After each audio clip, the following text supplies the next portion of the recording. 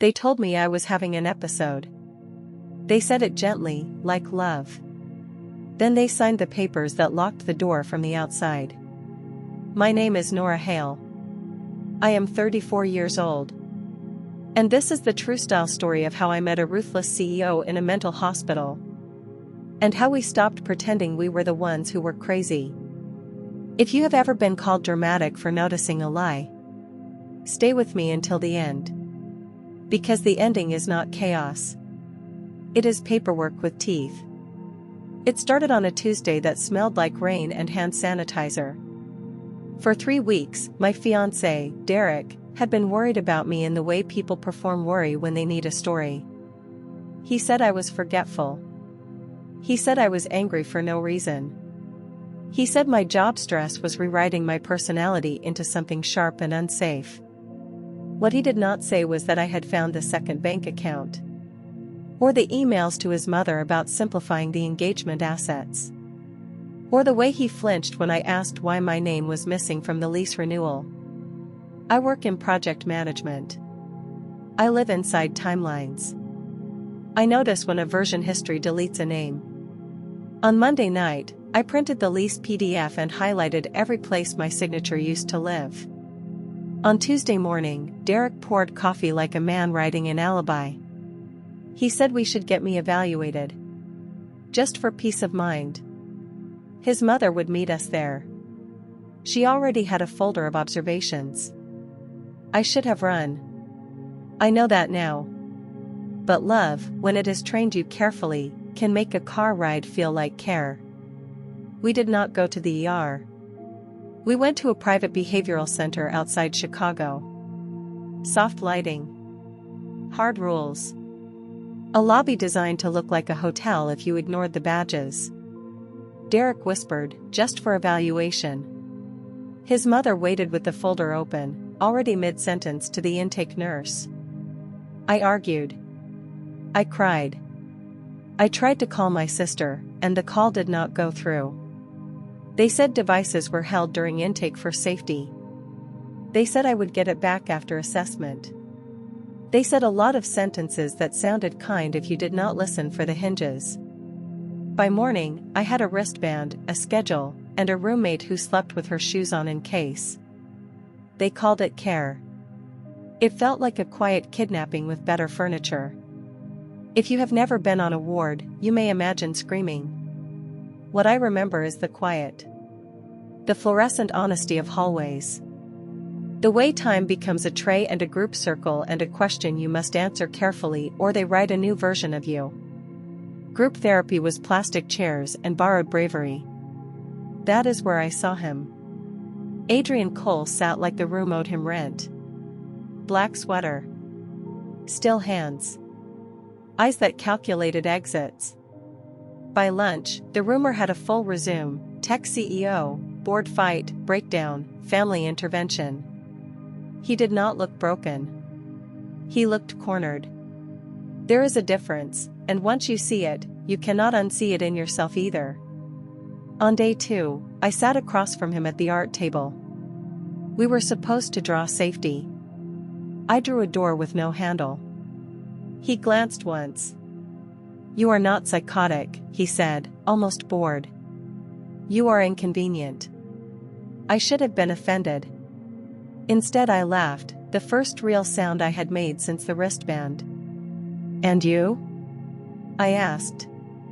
My brother needs me medicated long enough to call an emergency vote, he said. I am inconvenient too. That was the alliance.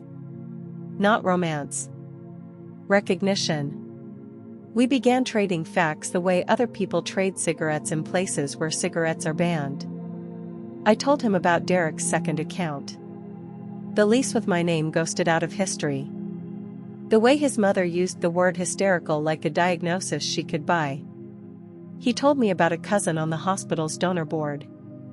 A transfer order signed faster than any real crisis. A voice memo his brother left on the wrong device: keep him quiet until Friday. Friday was 3 days away. We did not plan a prison break. We planned a paper trail. You need to understand something about systems designed for help. They can be used as weapons by people who speak the language of concern fluently. They can also be used as recorders. Every signature has a time. Every visitor has a badge. Every observation can be compared to who was actually in the room. Adrian had one privilege left, a corporate lawyer who still answered if he used a specific phrase. I had one nurse who hated when families performed concern for cameras. Her name was Priya. She had seen this movie before: rich relatives, soft rooms, hard motives. I did not ask her to break rules. I asked her to watch who visited and what they signed. She started writing times, names, badge numbers. The human habit of noticing became my first legal instrument. Adrian taught me how to speak to evaluators without giving them weapons. Short sentences. Dates. No spirals. They want emotion, he said. Give them chronology. I practiced in the shower that barely got hot. On March 3rd, I found the second account. On March 5th, the lease renewal arrived without my name. On March 7th, Derek scheduled evaluation without asking me first. On March 10th, my phone disappeared into intake and did not return. Chronology is a kind of prayer for people who refuse to be rewritten. On day 3, Derek visited with flowers and a script. I just want you well, baby. I asked, calmly, why my phone never arrived from intake. Why my sister's number was listed as unknown contact. Why his mother's observations included nights she was not even in the city. His smile cracked. Just a hairline fracture. Enough for Priya, who happened to be charting nearby, to write one more line. That night, Adrian's lawyer finally forced a judicial review onto the calendar. Not freedom yet. A crack in the wall. We sat in the courtyard under a weak strip of sky. If we get out, Adrian said, we end this clean. No theatrics. If we get out, I said, I want my name back. And I want them to feel the door close. He almost smiled. Then we agree. I need to tell you about the fear, because calm drama is not the absence of fear. It is fear organized. At 2 a.m, the ward makes sounds like a ship. Someone cries in a bathroom. Someone laughs too loudly at nothing. You wonder if the story they wrote about you will become the only story anyone believes. You wonder if love can do this and still call itself love. I thought about my sister. I thought about the lease. I thought about every time I swallowed a question to keep dinner peaceful. Peace that requires your silence is not peace. It is management. On day 4, I requested copies of my intake forms. They delayed. I requested again, politely, with dates. Priya slid me a blank progress note and said, people forget that paper cuts both ways. Adrian's lawyer sent a letter that made the administrative office stand straighter. You could feel the building adjust, like a spine remembering it had rules. Friday morning, the board tried to move without Adrian. They did not expect the packet. Emails. The voice memo. Donor connections mapped like a family tree of influence. A timeline that made breakdown look like a business strategy with better lighting. My packet was smaller and meaner. Bank screenshots Derek thought I never mirrored to the cloud. The lease PDF with my name deleted in version history. A text from his mother, once she is admitted, the apartment is simpler. Simpler. That is what they called erasing me. The review did not turn into a movie climax with shouting in hallways. It turned into quiet professionals realizing they had been used. There is a special silence when people who thought they were helping discover they were props. By afternoon, my hold was lifted. Adrian's attorneys walked him out in a coat that still smelled like the ward's detergent. Derek waited by the car like this was a misunderstanding. I handed him the flowers back. Keep them, I said. You will need something pretty when the subpoena arrives. He said I was cruel.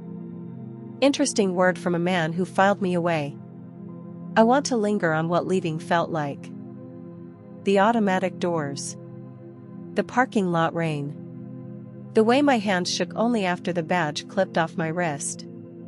Freedom is not always triumph. Sometimes it is the body catching up to the mind. 2 weeks later, Derek's mother was explaining herself to people who did not care about her tone. Derek was explaining a bank account to someone with a badge. Adrian's brother learned that emergency votes do not work when the emergency is you. There were headlines, careful ones, about corporate governance and temporary medical leave. There were quieter consequences in my life: a restraining order request, a civil claim, a therapist I chose myself, a sister who drove 3 hours and said, "I should have known" when the call stopped. Adrian and I met once more, in a normal cafe with doors that opened both ways. "You do not owe me a love story," he said. "Good," I said. "I owe myself a life that does not require my silence." He nodded, like a contract completed. Then he added, "If you ever need a reference for sanity under pressure, I have excellent handwriting." I almost smiled. Almost. Here is the moral, if you need one spoken plainly.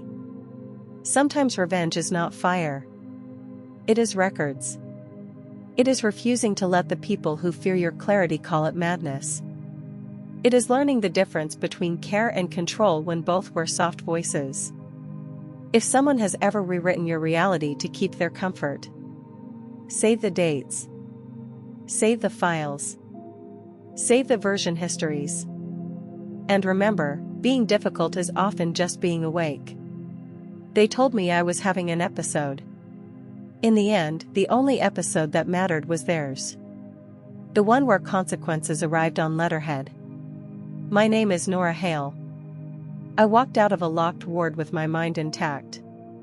And the people who tried to own it learned what a real crisis looks like when the truth is organized better than the lie. If this story found you in a quiet room of your own, take your chronology seriously. Your timeline is not drama. It is evidence that you were there.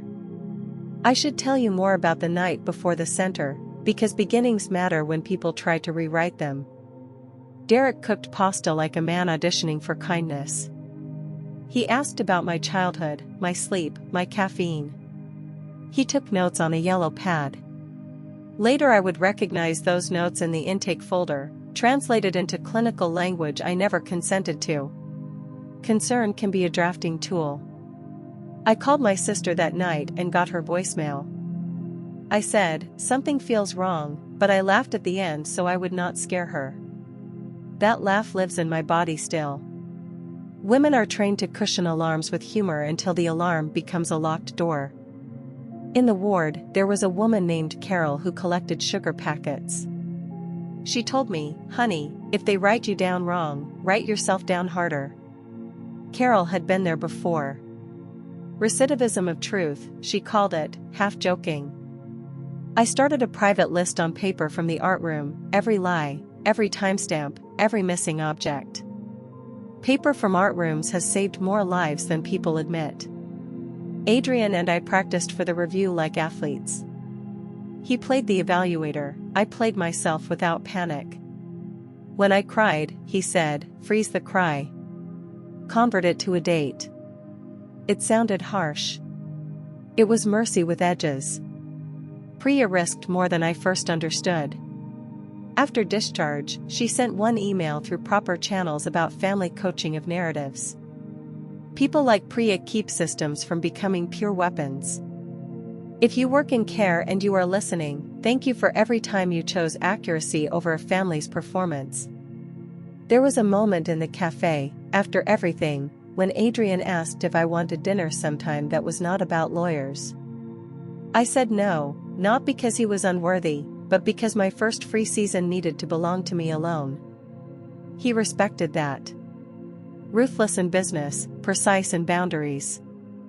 Rare combination. Derek tried one more message months later: "We can start over." I archived it. Starting over is a privilege you extend after repair, not a reset button for the person who broke the machine. If you are in a relationship where your perceptions are always the problem and their comfort is always the priority, please hear the quiet warning under this story. Evaluation is sometimes necessary and good.